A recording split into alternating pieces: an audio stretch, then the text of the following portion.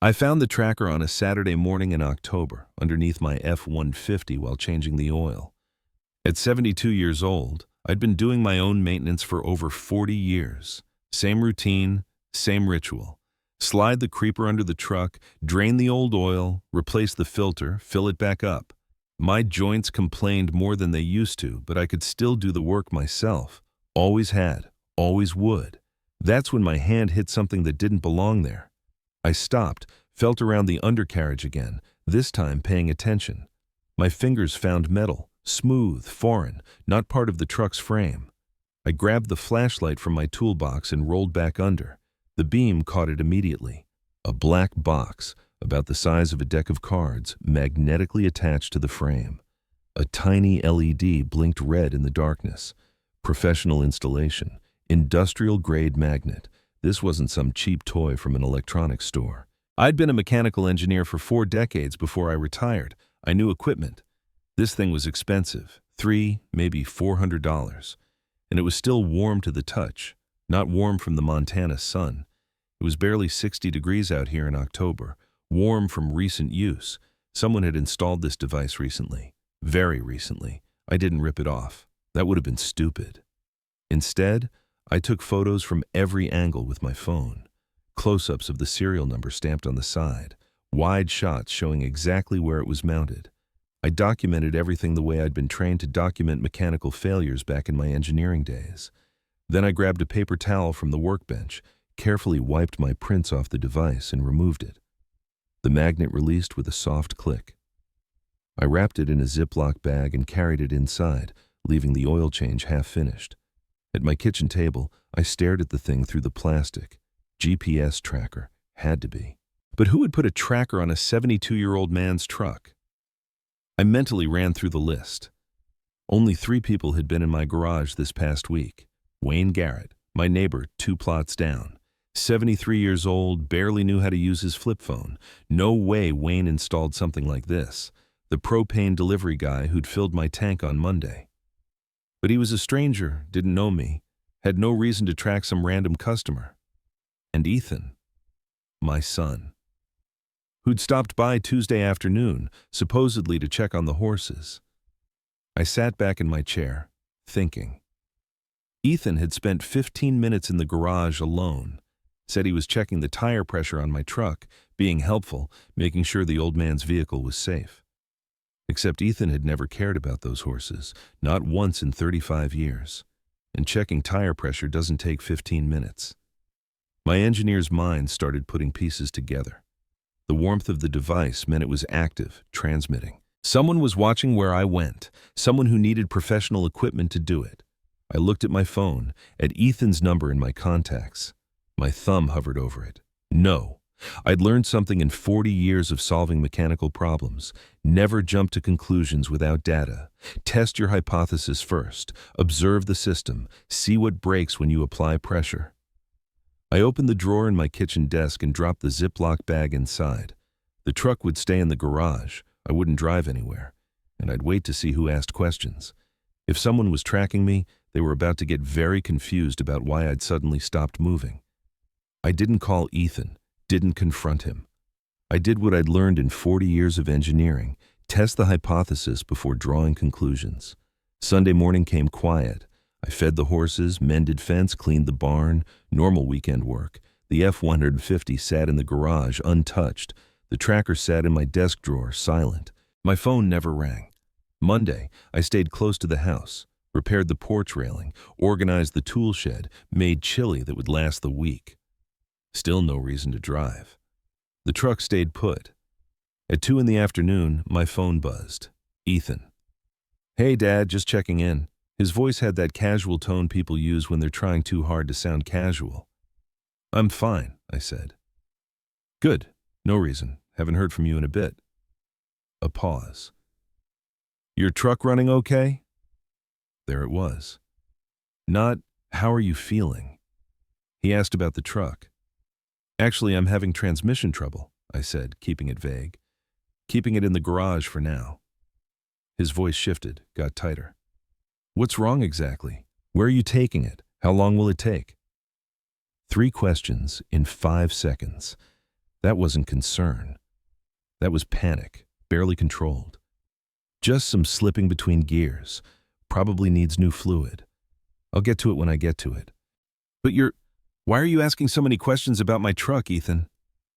Silence on his end. Then, I just want to make sure you're safe, Dad. At your age, car trouble can be dangerous. I'm 72, Ethan, not dead. I hung up. Ethan didn't call to check on me. He called to check on the truck, which meant he was watching it. That night, I couldn't sleep. At 1 a.m, I walked next door and knocked quietly on Wayne Garrett's door. He answered in his bathrobe, squinting. Rob, what's wrong? Can I use your computer? Mine's acting up. At 1 a.m? Please, Wayne. He stepped aside without another word. Good neighbors don't ask questions they don't want answered. I sat at his old desktop and started searching. I tried typing in the model number from the photos I'd taken, found the manufacturer's website, read the product description carefully. My blood went cold. Advanced Vehicle Tracking System with Remote Engine Management. GPS Location Tracking. Remote Engine Shut-Off Capability. Full ECU integration. Remote Engine Shut-Off. Not just tracking, control. I searched remote engine shut-off while driving and found videos. One headline made my hands shake. Kill switch devices, the new murder weapon. I clicked play. A car driving on a test track. Highway speed 65 miles per hour. Then suddenly, the engine cut. Brakes locked. The car spun out of control and slammed into the guardrail. Test track, professional drivers, safety equipment. But the message was clear. On a real highway, the driver wouldn't survive. I sat back, numb. My son hadn't just been watching me. He'd installed a weapon on my truck. He could kill me with a button press on his phone while I was driving to town, on the highway, anywhere. I thanked Wayne and walked home through the cold Montana darkness. My son had the ability to murder me remotely. One button, one moment, dead. The question wasn't if anymore. The question was, why? Tuesday morning, I was pulling weeds in the garden when my phone rang again. Dad, hey. Ethan sounded breathless. I was thinking maybe I could visit this weekend. Sure, I said. But the truck's still not fixed? Still working on it. You're sure it's just the transmission? His voice went up half an octave. Nothing else wrong with the truck? I stopped pulling weeds. That was too specific. What else would be wrong with it? He stammered. I don't know, just making sure. Old vehicles can have multiple problems. It's fine, Ethan. Just the transmission. After I hung up, I sat back on my heels in the dirt. 2 calls in 3 days. Ethan normally called once a month, if that. And both times, he'd asked about the truck. Not about me, not about the ranch. The truck. I opened the desk drawer when I went inside and looked at the Ziploc bag. The tracker's LED still blinked red, patient and persistent. My engineer's brain started connecting dots. 6 months ago, Ethan had helped me set up Wi-Fi, insisted on doing it himself. 3 months ago, he'd fixed my laptop when it was running slow, spent an hour alone with it. This wasn't an isolated incident. This was a pattern. Ethan hadn't been helping me. He'd been preparing for something. I needed to know how far he'd go. I picked up my phone and scrolled through my contacts until I found a name I hadn't called in 6 months. Dale Harrison, long-haul trucker, old friend, a man who asked no questions. Time to give Ethan something to really worry about. Dale Harrison answered on the second ring. His voice was rough from 35 years of diesel fumes and truck stop coffee. Rob, you know what time it is? 6 a.m., and I need a favor. Must be important if you're calling this early. Can you get something to Winnipeg for me? Silence. Then a low chuckle. What kind of something? The kind you don't ask about. There was a long pause. Dale and I went back 20 years. We'd fixed each other's vehicles, shared beers at 4th of July barbecues. He'd come to Linda's funeral 8 years ago. We'd buried our wives within 2 years of each other. He knew I wouldn't ask unless it mattered. This gonna come back on me? He asked finally. No. All right, but you're buying the first round when this is over." 20 minutes later, I met Dale at the I-90 truck stop just outside Bozeman. The Montana morning was cold, fog still clinging to the asphalt. His rig sat idling, engine rumbling like distant thunder. I handed him a small box, the tracker wrapped in bubble wrap and sealed with tape. No return address, no labels. "What's in it?" Dale asked, turning it over in his thick hands. "Nothing dangerous, nothing illegal. Just needs to get to Winnipeg. Don't open it. Don't let Border Patrol scan it if you can help it." Dale looked at me for a long moment. "You're a strange old man, Sullivan." "I know." He nodded, tucked the box behind his seat. "I'll text when I cross the border." His truck pulled away north, red taillights disappearing into the fog. I watched until I couldn't see them anymore, then drove home. The waiting was the hard part. I fed the horses, checked the fence line, made myself a sandwich I didn't eat, kept my phone in my pocket, volume turned all the way up. 2:00 p.m., nothing. 5 p.m., still nothing. At 7, my phone buzzed, text from Dale. "Crossed border, package delivered to your friend." I typed back, "Thanks, I owe you." 8 p.m., I was washing dinner dishes when my phone rang. Ethan. "Hey, Dad, how's it going?" Too cheerful, forced. "Making dinner," I said. "You just checking in?" "Yeah, you home?" "Where else would I be?" Right. Truck still broken?" "Still working on it." "So you're at the ranch, not driving anywhere." I set down the dish towel slowly. "Ethan, what's this about?" "Nothing. I'm just making sure you're okay." His voice was tight, stretched thin like wire about to snap. 9:00 p.m. The phone rang again. "Dad, where are you?" Not a greeting. A demand. Raw panic. "I'm at home, where I've been all day. Why are you yelling? Your truck, are you sure you're at the ranch? Son, are you drunk?" In the background, a woman's voice cut through, sharp as glass. "Give me the phone. No, let me—" Ethan, muffled, arguing with someone. "Ethan, what the hell is going on?" His voice dropped to almost a whisper. "Dad, we need to talk. In person. Tomorrow morning, 9 a.m. It's important. Really important. Don't go anywhere tonight, okay? Just stay home." "I'm 72 years old. Where would I go?" After I hung up, I sat in the dark kitchen for a long time. Ethan hadn't asked if I was okay.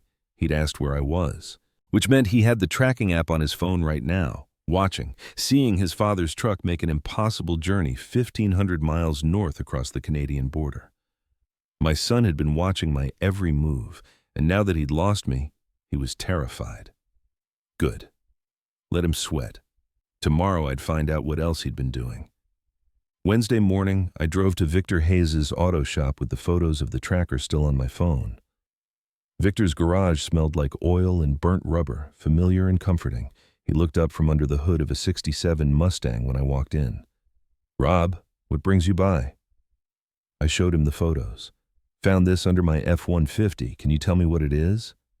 Victor wiped his hands on a rag and squinted at my phone screen. "GPS tracker looks like. Professional grade." He took my phone, zoomed in on the serial number. "Mind if I look this up?" "Please." He led me to his cluttered office and typed the model number into his computer. It took him 20 minutes, clicking through various databases and forums. Victor was old school, distrusted computer cars, but he was thorough. "Rob," he said finally, his face hard, "this isn't in my usual catalogs. Had to dig into some less public sources." "What does that mean?" "Dark web listings, underground retailers." He turned the screen toward me. "This isn't just GPS. Look at this." The listing described features that made my stomach turn: vehicle tracking, real-time location, remote engine control, emergency shut-off capability. "What's emergency shut-off?" I asked, though I already knew. Victor pulled up a video, the same one I'd seen on Wayne's computer, the car spinning out of control. "It's a kill switch, Rob. Connects to your engine control unit. Someone with the app can cut your fuel, lock your brakes, shut down your engine, all remotely." "While the vehicle's moving?" "While you're doing 65 on the interstate." Victor looked at me seriously. "This is attempted murder. You need to call the police." I stared at the screen. Can you trace who bought it? Not from this listing. These things are sold anonymously, but whoever installed it had physical access to your truck and knew what they were doing. They'd need to be familiar with vehicle mechanics. I thought about Ethan in the garage, alone for 15 minutes, checking tire pressure. Thanks, Victor. Rob, I'm serious. Call the sheriff. I will. I lied. I drove home slowly, checking every car in my mirrors. The pieces were coming together, but I still didn't know why. Why would Ethan need to kill me? What was so urgent that my own son would install a murder weapon on my truck? I needed answers before I involved the police, because once I made that call, there was no going back. At home, I sat at my kitchen table and stared at my phone. I had Wayne's computer search history from last night in my photos. I had Victor's analysis. I had the device itself in my desk drawer. I had everything except the reason why. And tomorrow morning, Ethan was coming here to talk. I had until then to figure out what I was walking into. I couldn't sleep Wednesday night. At 2 a.m, I found myself staring at my phone at a name I'd sworn I'd never call again. Tom Brennan. We'd been roommates in college, stayed close for 30 years after.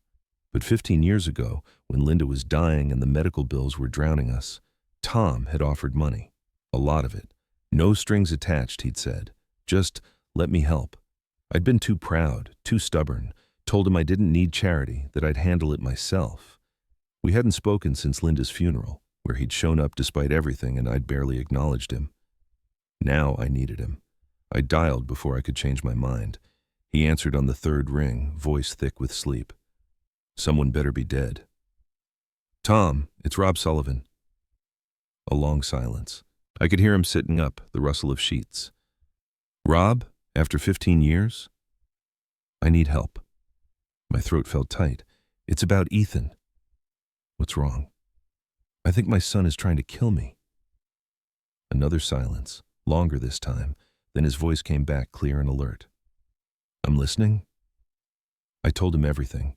The tracker, the spyware, the kill switch, the panic in Ethan's voice when the GPS showed me in Canada. When I finished, Tom said, I'm coming to Montana. Don't do anything until I get there. Tom, I can't ask you to. You're not asking. I'm telling you. I'll be there by Friday afternoon. Why would you help me after what I said to you? Because you were grieving and proud and stupid, and I understood that. He paused. And because Linda made me promise, before she died, that I'd watch out for you, even if you didn't want me to. My eyes burned. She did? She knew you, Rob. Knew you'd push everyone away. His voice softened. I'm not losing you too. Sit tight. Don't confront Ethan until I get there. After we hung up, I sat in the dark kitchen and let myself cry for the first time in years. For Linda, who'd known I'd need help even when I was too stubborn to ask. For the friendship I'd thrown away over pride. For the son who'd turned into someone I didn't recognize. Thursday morning, I drove to Bozeman to see Sarah Caldwell. She'd handled Linda's will 8 years ago, and I trusted her more than any lawyer I knew. Her office was on the 3rd floor of an old brick building downtown. When I walked in carrying a USB drive full of screenshots and photos, she took one look at my face and closed the door. Rob, what's going on? I handed her the drive. I need you to tell me if someone's been filing legal documents in my name. She plugged it in, clicked through the files. Her expression darkened with each image. The spyware logs, the tracker photos, Victor's analysis of the kill switch. This is surveillance without consent, she said quietly. Potentially a felony. Rob, who did this? Just check the records first, please. She turned to her computer and accessed Montana State records. I watched her type, click, scroll. It took almost 30 minutes. Then she stopped, her hand frozen on the mouse. Rob, you need to sit down. I'm already sitting. She turned the screen toward me. 2 weeks ago, someone submitted a durable power of attorney with your signature. The notary office flagged it. The ID photograph looked suspicious. I tried calling you, but it went to voicemail. I remembered. I was at the fishing cabin, no cell service for 5 days. She nodded grimly. If they'd gotten through, your son would have legal control over everything. Your ranch, your pension, your medical decisions, everything. The room felt smaller suddenly. How would he get my signature? With the spyware? He could scan old documents, manipulate digital images. It's not hard if you have access to someone's computer. She pulled up another file. Rob, there's more. 3 days ago, someone used your property as collateral for a loan. My vision blurred. That's impossible. The ranch has been paid off for 12 years. I know. That's why the title company called me. Someone forged your signature on a loan application. She showed me the amount. $340,000. The number hit me like a physical blow.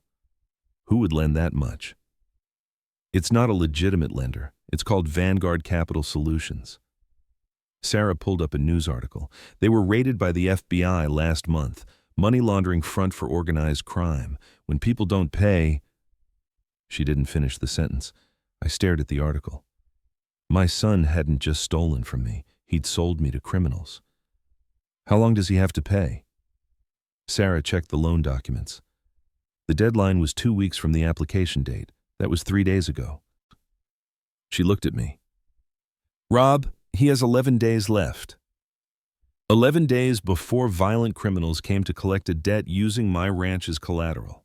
11 days before they realized I hadn't signed anything, hadn't agreed to anything. 11 days before they decided to make the obstacle disappear. When I got home, Wayne was sitting on my porch. We need to talk, he said. I unlocked the door and we went inside. Wayne looked older than I'd ever seen him, his face gray and tired. 3 weeks ago, he said slowly, Jessica came by, said you'd been getting forgetful, asked me to keep an eye on you, write down when you left, where you went. My blood went cold. What did you tell her? Everything. His voice cracked. I kept a log for 3 weeks, Rob. Every time you went to town, how long you were gone, I gave copies to Jessica. Why? She said it was for your safety. That dementia runs in families, that you needed someone watching out for you. Wayne's hands shook. My daughter's in a care home with Alzheimer's. When Jessica mentioned dementia, I wanted to help. I should have been angry, but looking at Wayne's face, I just felt tired. Did she say anything else? Wayne pulled out a notebook. She asked specific questions. When you went to the bank, when you'd be at the fishing cabin, when you'd be alone at the ranch for extended periods. He looked up at me. I thought I was helping. I thought I was keeping you safe. I took the notebook and flipped through it. Dates, times, locations, a complete surveillance record of my movements for 3 weeks. October 7th through 10th, I read aloud. Rob at fishing cabin, no cell service. That's when they filed the power of attorney, I said. Wayne's face crumpled. Oh God, Rob, I'm so sorry. You didn't know? I closed the notebook. But Jessica did. She used you to build a pattern of my behavior, to know exactly when I'd be unreachable. We sat in silence for a moment. Then Wayne said, let me help fix this. I was a deputy sheriff for 30 years. I know people, FBI, state police. Not yet. I need to understand the full picture first. Wayne nodded. My grandson Tyler's home from Montana State for fall break, computer science major. He's brilliant with technology. Maybe he could look at your laptop?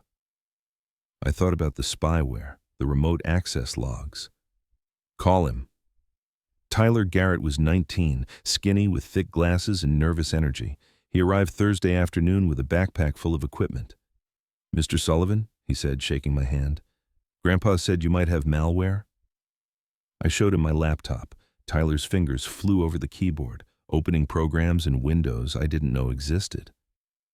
Okay, he said after 15 minutes. You've got rat software, remote access Trojan. Whoever installed this can see everything.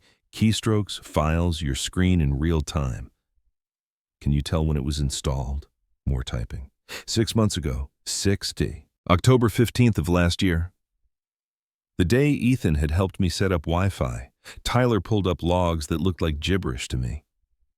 They've accessed your system 207 times, Bank accounts, email, medical records, property documents, everything. Can you trace who's accessing it? IP addresses. Tyler scribbled on a notepad. Most are from Bozeman, but there's a pattern. Same device, different locations. Coffee shops, hotels, the public library. He looked up. Whoever this is knows how to cover their tracks. But they're not perfect. He showed me timestamps. See, they access your files mostly when you're not home. They're watching your schedule, waiting until you're gone. Just like Jessica had asked Wayne to track. Can they see us right now? I asked.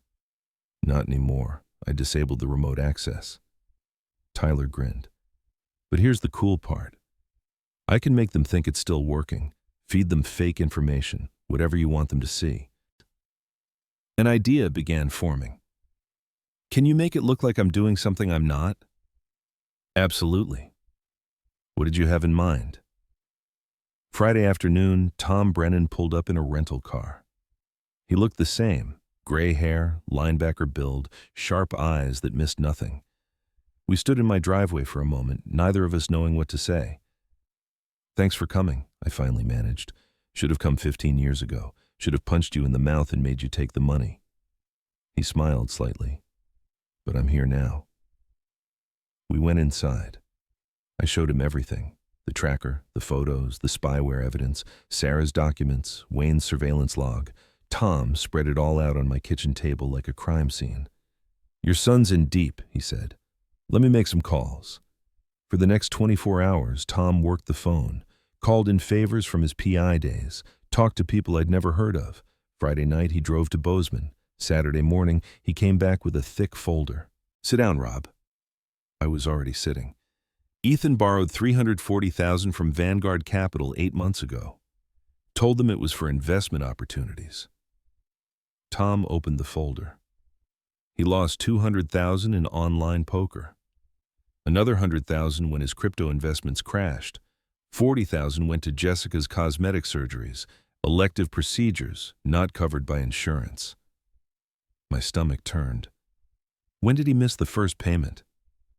6 months ago. That's when he installed the spyware on your laptop. Tom showed me a timeline he'd constructed. 3 weeks ago, Vanguard threatened violence. That's when he installed the GPS tracker. 1 week ago, he installed the kill switch. The pattern was clear, escalating preparation, from surveillance to tracking to murder weapon. There's more, Tom said quietly. He pulled out printed emails. I had a contact hack Jessica's account. Rob, Jessica's planning to cut Ethan out. He showed me the evidence. A separate bank account in only Jessica's name. A life insurance policy on Ethan. $500,000 taken out 6 weeks ago. Emails to a lawyer in Boise about inheritance rights and sole beneficiary status. She's going to kill you, Tom said. Then frame Ethan or eliminate him. Either way, she walks away with everything. I stared at the emails, at my daughter-in-law's words plotting my death and my son's destruction. When does Vanguard come to collect? Monday. 3 days from now. Saturday morning, my phone rang. Ethan. Dad, I'm coming over tomorrow. We need to talk. His voice was desperate, fraying at the edges. About what? I kept my tone neutral. About everything. Please. Just you and me. Fine. Sunday, 10 a.m. Dad, wait. Don't go anywhere today, okay? Just stay home, please. After I hung up, I looked at Tom and Wayne. We need to test something. Tyler set up the GPS spoofer on my phone while Victor drove over with a dummy F-150 on a trailer, an old junker he'd been meaning to scrap. We rigged it with a mannequin in the driver's seat, positioned it on I-90 east of Bozeman. This is insane, Wayne muttered. This is necessary, I said. I need to know if they'll really use it. At 8:30 Sunday morning, Tyler activated the spoofer. On my compromised laptop, it looked like I was driving to Billings on the interstate. I texted Ethan. Running errands. Be back by 10. His response came instantly. Dad, wait. Don't drive anywhere. I'm coming now. Tom and Wayne sat in Wayne's truck a quarter mile from the dummy vehicle, cameras recording everything. I stayed at the ranch, watching the live feed on Tom's backup phone. 8:45 a.m. Tyler, monitoring my laptop remotely, suddenly said, "Mr. Sullivan, someone just accessed the vehicle control software." On the video feed, I watched the dummy truck's lights flicker. The mannequin lurched forward as the simulated brakes engaged. Victor had rigged it to look like a real crash. The truck swerved, tires screeching on pavement, smoke from the emergency brake. It rolled to a stop in the ditch exactly as planned. My hands shook. They'd really done it. They'd tried to kill me. My phone rang. Ethan screaming, "Dad, Dad, are you okay?" I let it ring twice more before answering.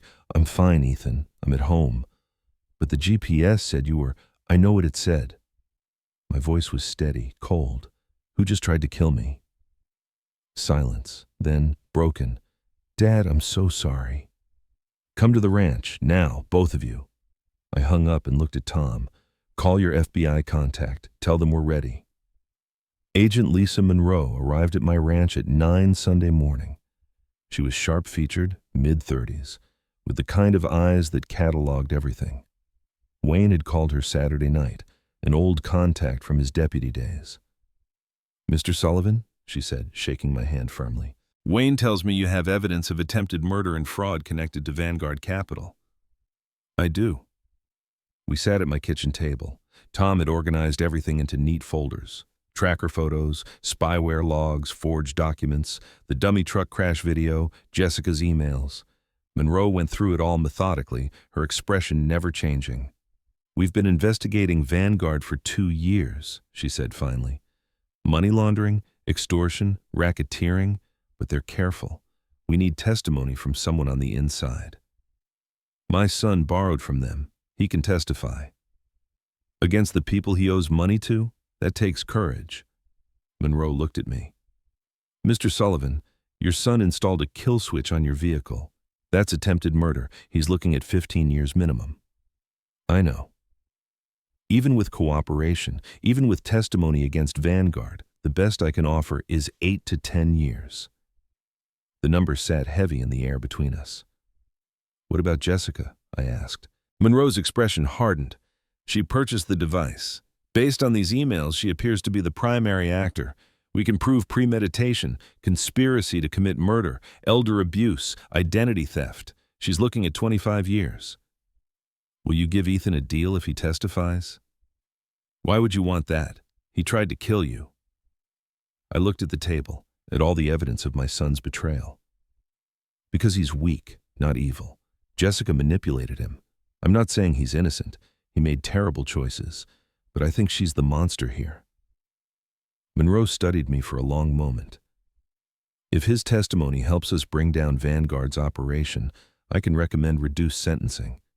But Mr. Sullivan, he's still going to prison." "I know. We'll wire your house. Your son comes at 10, confesses on tape. We have everything we need." She paused. "Are you sure you want to do this?" I thought about Ethan as a little boy, learning to change oil in this garage. Thought about the man he'd become, desperate and drowning and willing to kill his own father. Yes. For the next 40 minutes, FBI technicians installed cameras in my living room. 4 angles, all hidden. Monroe and another agent, Harper, would wait in the back bedroom. Tom and Wayne agreed to stay in the barn as backup. At 9:55, everyone was in position. I sat alone in my living room, listening to gravel crunch in my driveway. 2 car doors slammed, footsteps on the porch, 3 soft knocks. I stood, took a breath, and opened the door. Ethan stood there looking like he'd aged 10 years in a week. His eyes were red-rimmed, face pale, shoulders hunched. Jessica stood beside him, perfectly composed in a crisp blouse and slacks. Her expression was neutral, almost pleasant. "Dad," Ethan said, his voice cracking. "Come in." They sat on the couch. I took the armchair across from them, the cameras capturing every angle. "Coffee?" I offered. "No," Ethan said quickly. "Dad, I need to—" "Let me start," Jessica interrupted smoothly. "Robert, we know you're upset. Ethan has made some financial mistakes and we wanted to come clean about everything." I ignored her, kept my eyes on Ethan. Son, talk to me. Just you. Ethan's hands twisted in his lap. I lost money. A lot of money. I borrowed from some bad people and they threatened to kill me. Kill Jessica. His voice rose, panicked. I didn't know what to do. So you put a tracker on my truck. I just wanted to know you were safe. Tears started rolling down his face. That's all. I swear. I just wanted to make sure nothing happened to you while I figured this out. Was it? I leaned forward. Just tracking? Silence. Jessica's hand moved to Ethan's knee, squeezed. Warning. Ethan, I said quietly, who installed the spyware on my laptop? His face went blank. The what? 6 months ago, when you helped me set up Wi-Fi, remote access software. You've been watching my bank accounts, my emails, reading my files. Dad, I don't know what you're... Don't lie to him, Jessica said sharply, then caught herself. Her voice softened. Robert, we were worried about you. Ethan noticed some concerning signs, memory issues, confusion. We needed to monitor your accounts to make sure you weren't being taken advantage of. Is that why you asked Wayne to spy on me? Told him I had dementia? Jessica's pleasant expression flickered. We asked Wayne to watch out for you. That's what neighbors do. I pulled out my laptop, turned it toward them. Tyler's analysis filled the screen. Access logs, timestamps, files viewed, all pointing to Jessica's devices. Your IP address, your laptop, 207 times in 6 months. Jessica stared at the screen. For the first time, uncertainty crossed her face. So what? She said finally. Ethan told me you needed help managing things. I was trying to assist. Then why did you forge my signature on a power of attorney? Ethan's head snapped toward Jessica. What? I pulled out Sarah's documents.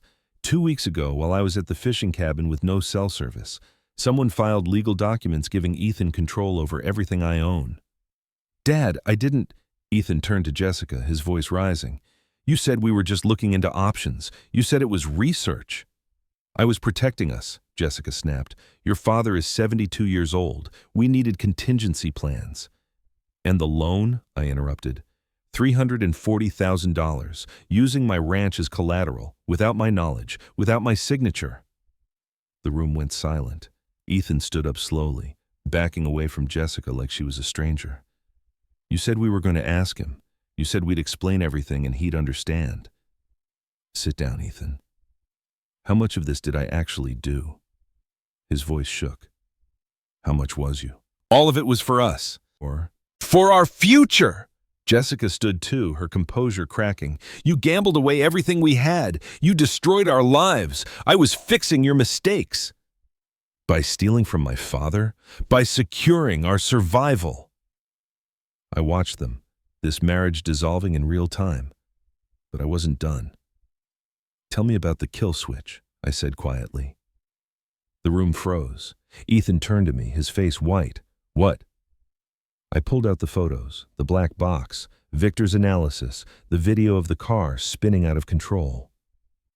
This device doesn't just track, it connects to the engine control unit. Someone with the app can shut down the vehicle remotely, lock the brakes at highway speed. Ethan stared at the photos like he was seeing them for the first time. You said it was just GPS, he whispered to Jessica. You said it was to make sure Dad didn't get lost. That's what you told me. It has safety features. At 65 miles per hour, I interrupted. That's not safety. That's murder. Dad, I swear I didn't know. Ethan grabbed the papers, reading frantically. I thought it was just tracking, just GPS. That's all she said. The kill switch is a safety feature. Jessica's voice rose. If your father had a stroke while driving, we could stop the truck remotely. We could save his life. Then why did you try to use it this morning? Everything stopped. What? Ethan breathed. I explained the dummy truck, the GPS spoofer, the simulated crash. Someone accessed the vehicle control software at 8:45 this morning. Someone tried to shut down my truck while I was supposedly driving on the interstate. Ethan turned to Jessica, his face a mask of horror. You tried to kill him. I didn't. That's not... Jessica's mask shattered completely. He's 72. He's going to die soon anyway. We need that ranch, Ethan. We need the money now. So you were going to murder him? I was going to save us. Vanguard comes for us tomorrow. Tomorrow, Ethan. They're going to kill us both unless we pay them. She grabbed his arms. Your father has everything. This ranch, his pension, his savings, and we're drowning. I was trying to save our lives. By taking his? I pulled out the final folder. Tom's evidence, the emails, the bank accounts, the life insurance policy. Jessica opened a bank account 6 weeks ago, I said. In her name only. Took out a life insurance policy on you, Ethan. $500,000. Ethan took the papers with shaking hands. She's been emailing a lawyer in Boise, I continued, asking about inheritance rights, how to ensure you couldn't claim any of the ranch after it passed to her. Jessica went very still. You weren't saving Ethan, I said. You were going to kill me, frame him, then eliminate him, take everything and disappear. Ethan read the emails, his face draining of all color. You were going to kill me too. That's not... Baby, you don't understand. Those were just contingencies. When? His voice broke. Before or after Dad? Which one of us did you plan to murder first?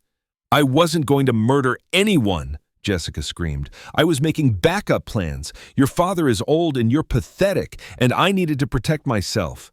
You took out life insurance on me. So we'd have money if something happened. You were planning to make something happen. Jessica's face twisted. Fine. Yes, I did all of it. The spyware, the forged documents, the tracker, the kill switch, all of it. She pointed at Ethan. Because he's the one who destroyed our lives. He's the one who gambled everything away. He's the one who borrowed from criminals. I was just trying to fix his mess. By killing my father? By doing what you were too weak to do. Jessica turned to me, something feral in her eyes. Your son is pathetic, Robert. Weak, useless. He came crying to me with this debt, and I had to take control because he couldn't do it himself. Ethan sank onto the couch. Broken. I'll make you a deal, Jessica said to me, her voice turning calculating. I'll disappear. No charges, no police. You keep your ranch. Ethan and I divorce. I leave Montana, and you never see me again. She smiled coldly. That's better than seeing your son go to prison, isn't it? I looked at Ethan sitting there with his head in his hands, at this woman who'd orchestrated everything, who'd manipulated everyone. No deal, I said. Robert, be reasonable. Agent Monroe, I called out. You can come out now. Jessica's face went white as the bedroom door opened. 2 FBI agents stepped into the living room, badges out. Jessica Sullivan, Agent Monroe said. You're under arrest for attempted murder, wire fraud, identity theft, elder abuse, and conspiracy to commit murder. This is entrapment. Jessica lunged toward the door. Agent Harper caught her, pulled her arms behind her back. This is illegal. You can't do this. Ethan Sullivan, Monroe continued, you're also under arrest for fraud and identity theft. But given your cooperation potential, we're prepared to discuss a plea deal. Ethan didn't resist. Just let them put the cuffs on, tears streaming down his face. I'll testify, he said quietly. Against her. Against Vanguard, whatever you need. Ethan! Jessica fought against the handcuffs. Don't you dare! Don't you fucking dare! I'm sorry, Dad, Ethan said, looking at me. I was weak. I let her. I should have protected you instead of... You should have asked me for help. Would you have given me the money? I met his eyes. No, I would have helped you face the consequences. Like a man. Ethan nodded, accepting that. As the agents led them toward the door, Jessica turned back, her face contorted with rage. This is your fault, Robert. Your precious son destroyed our lives, and you're going to let him rot in prison for trying to fix it. He's going to prison for his choices, I said. You're going to prison for yours. They took Jessica out first, still screaming. Ethan stopped at the door, looked back at me. Dad, do you hate me? I was silent for a long moment. No, but I don't know if I can forgive you. That's fair. His voice was barely a whisper, and then he was gone.